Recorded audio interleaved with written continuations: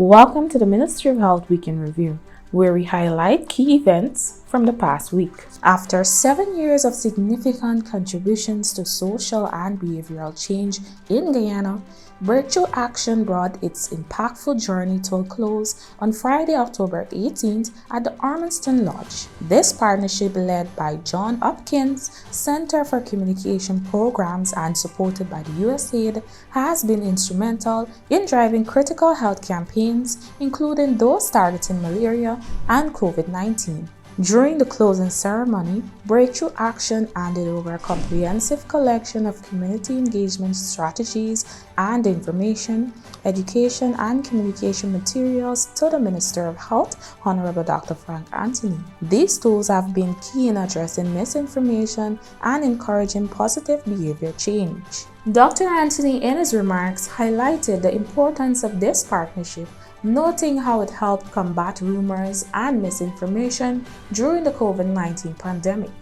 He also stressed the continued importance of these innovative strategies, particularly in the ongoing fight to eliminate malaria in Guyana. On Saturday, October 19th, Minister of Health Honorable Dr. Frank Anthony attended the Caribbean American Hindu Issue Inc. conference at the Artichon Conference Center, where he highlighted the country's stride in addressing communicable diseases like malaria, HIV/AIDS, and filaria. The minister urged attendees to support the ministry HPV vaccine campaign, stressing that the HPV vaccine is crucial in preventing cervical, penile, and anal cancer. He also explained the aim behind the recently launched cervical cancer screening voucher program, encouraging people to take advantage of this life-saving service. Later that evening, Dr. Anthony represented the President of Guyana, Dr. Efren Ali, at the annual dinner fundraiser hosted by the Guyana Cancer Society. During his speech, the minister underscored the need for unity in cancer prevention efforts, especially during Breast Cancer Awareness Month. He praised the efforts of the Guyana Cancer Society in raising awareness and urged continued collaboration to ensure all citizens have access to cancer screening and treatment. On Sunday, October 20th, the government of Guyana broke grounds on the new Lethem Regional Hospital in Region 9. This $6.5 billion Guyana state-of-the-art facility will provide critical healthcare service to over 33,000 residents, including those in remote areas. During his remarks, Honorable Dr. Frank Anthony reaffirmed the government's commitment to building a world-class health system that reaches every citizen in Guyana. He emphasized the importance of accessible healthcare, noting that residents, even in remote areas, would no longer need to travel long distance for a critical medical service. So we have developed a number of health centers, health posts, all across this region.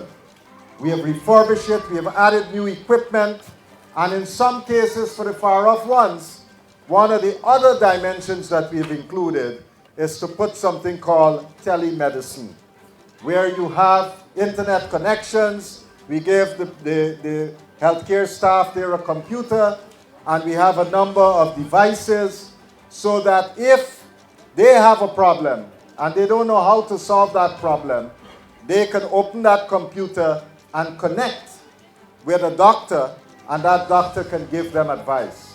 Meanwhile, the President of Guyana, Honorable Dr. Efren Ali, echoed similar sentiments, unveiling the comprehensive plans for the new Lethem Regional Hospital. During his address, he revealed that a team of specialists from Qatar will visit Guyana before the year ends to assess in clearing the backlog of cardiac surgeries. That before the end of this year, we are going to welcome a specialist group out of Qatar. I know what they're coming to do.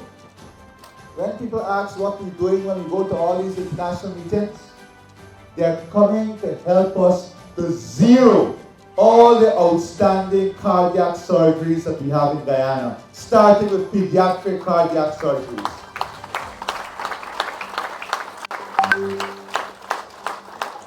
To zero the waiting list in cardiac surgery in this country, starting with our pediatric surgeries. To celebrate the 180th anniversary of Queen's College, Minister of Health Honorable Dr. Frank Anthony attended a special General Assembly at the National Culture Center on Monday, October 21st. The event, which featured performances and reflection, paid a tribute to the legacy and achievements of the one Guyana's premier educational institutions. Meanwhile, the Ministry of Health launched a 5-day training session for healthcare professionals which focused on diabetic foot care. It commenced on the 21st and ended on the 26th of October.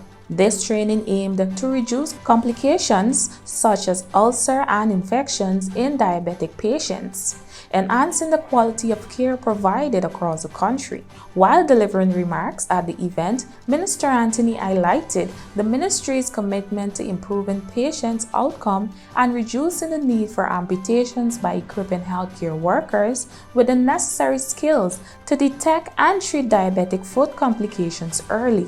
This has brought us to the end of this Week in Review. The Ministry of Health urges all eligible individuals to take advantage of the eye testing, spectacles, and cervical cancer screening vouchers before November 30th, 2024. Meanwhile, women aged 21 to 65 can benefit from the HPV screening vouchers. By using these vouchers early, you help to ensure timely processing of transactions and payments to service providers before the close of the government's 2024 financial year. Don't miss this opportunity. Act now for your health and well-being.